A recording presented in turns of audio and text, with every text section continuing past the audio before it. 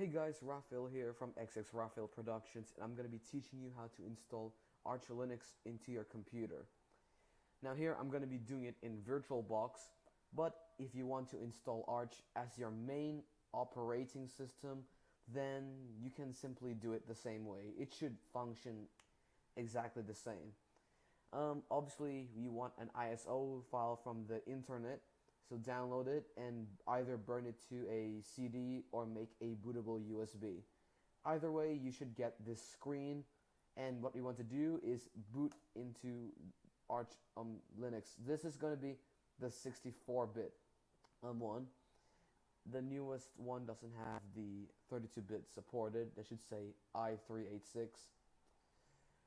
So it will initialize everything first. And once you have it initialized, you should get this blank screen. Now, Arch does not have a GUI installer or GUI installer, so you will have to do everything yourself. That includes partitioning the disks and installing all the packages, the required packages. What we're going to start with is the partitioning, which you want to do by running this command fdisk --L, and that will simply list our disk name, which is dev/sda. Now what we want to do is we want to partition it, and we're going to run this command here, cfdisk /dev/sda, whatever your disk is called. And now we have free space, obviously, because this is a completely new virtual machine. But if you have an existing operating system, you will want to clear this if you want it as your main OS. If you want to dual boot, then that's a different story. But here we're going to assume that we want Arch as our only operating system, so that will be our primary OS. So let's simply click new, and I'm going to make the partition size half of the disk, because what we want to do is we want to create a bootable one, and then we want a swap. So I'm going to select primary, and then on the free space we can use the remaining amount of space, and SDA1 I'll decide that as our swap partition. So use the arrow keys to control the movement, which I'm gonna go to type, and I'm gonna make SDA1 as a swap file. Alright, let me make this window a little bigger. Okay, so we want to go to SDA2, and we're going to mark it as bootable. And once you're happy with the way everything is partitioned, you can simply go to write, and then it will ask you if you want to write the changes.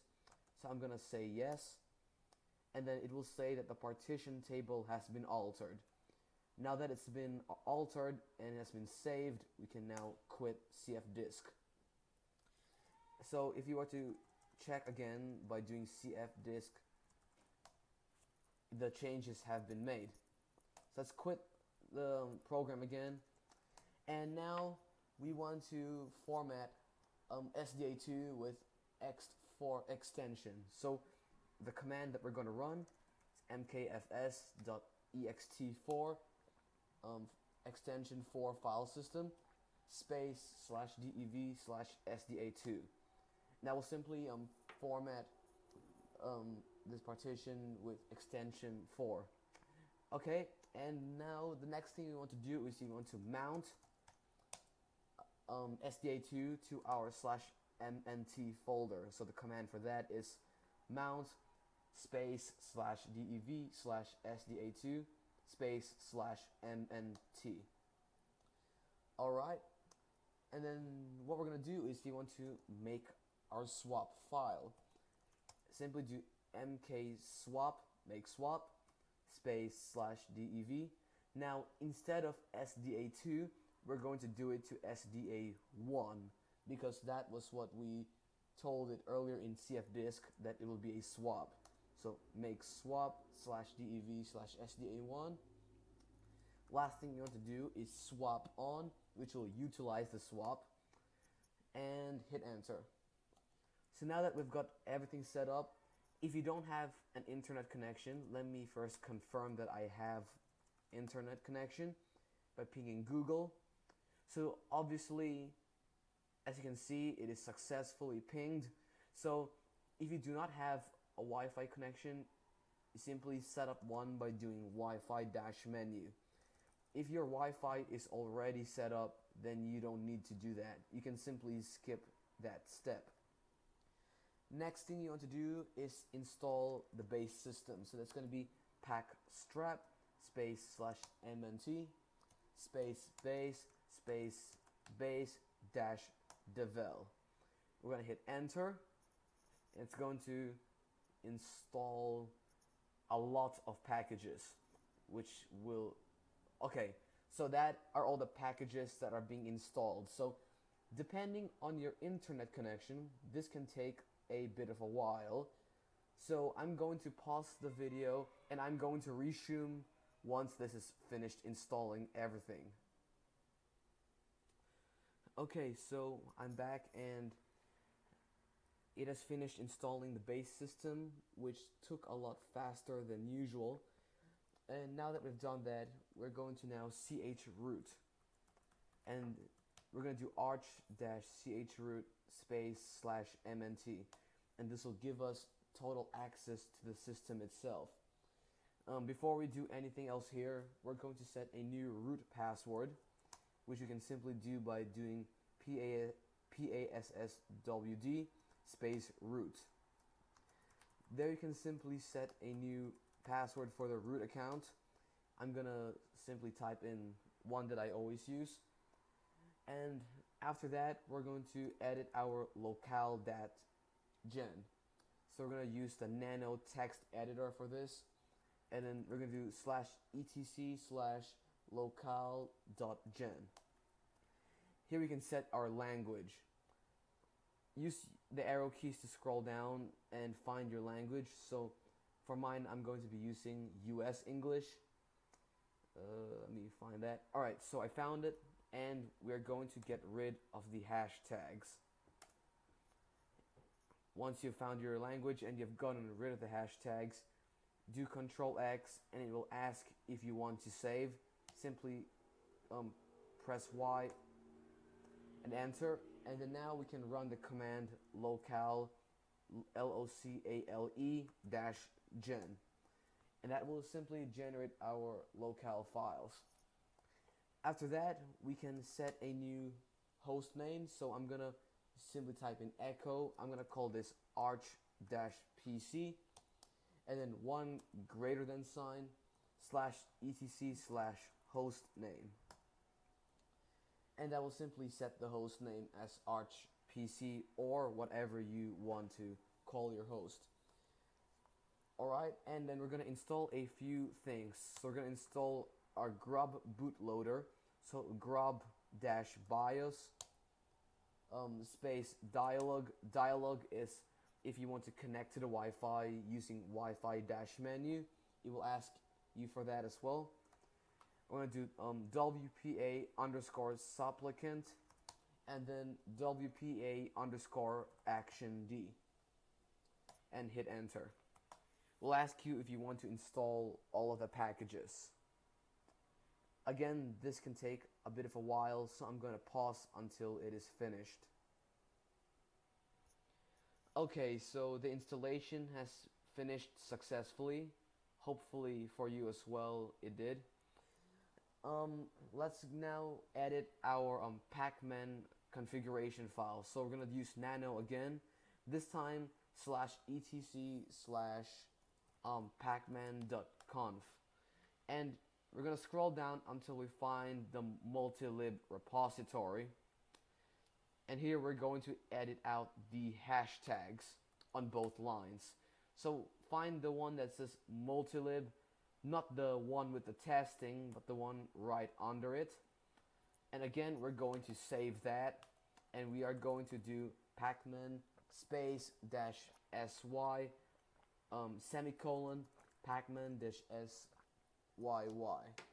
because this pacman is the package manager for Arch. If you're using Ubuntu or if you're using Fedora, you might get different ones such as apt or yum install. Those are what you need to do for them. But for Arch, we're going to be using pacman to update our repositories as well.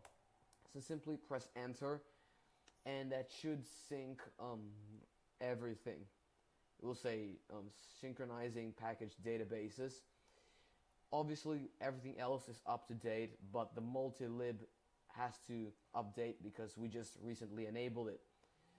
So once that's done, we are going to install grub to our disk. Not the partition, but the disk itself. So that was /dev/sda. So I didn't put 1 or 2 because we are not talking about the partitions themselves. We are talking about the disk as a whole. So grub-install /dev/sda and hit enter.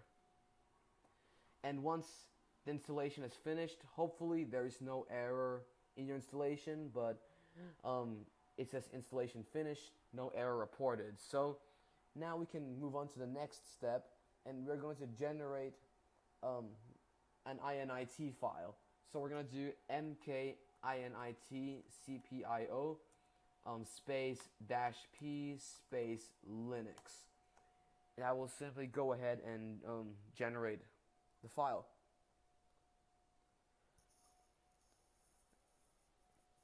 So these are all just some information. You don't have to really read any of that. You can just wait for the outcome. Okay, so it says that the generation was successful, and we're going to configure our grubs. So we're going to do grub-mkconfig space -o, and then /boot/grub/grub.cfg. And that will go ahead and write our grub configuration file. Okay, so now that that has been done, we can now exit our chroot, and let me just make a few lines so that we can separate it from the previous chroot. And now we're going to generate an fstab file, and the command for that is genfstab space /mnt, 2 greater than signs, space /mnt/etc/fstab.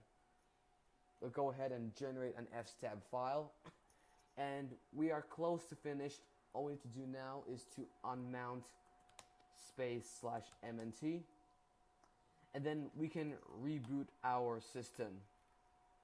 Once that's gone ahead and rebooted, we can simply select the first option in grub. It will boot into our Arch Linux installation. And as you can see, arch-pc, which was the host name that we set earlier, you can simply log in. So I set a password for root, so I'm going to log in with the root account. And now I'm going to end the video right here. So thank you for watching. If this helped you out, leave a like and subscribe. Also, before I end this, I'm going to give a shout out to my 2 friends, New and Joseph. Okay, so I'm gonna teach you in the next video on how to install a desktop environment on Arch.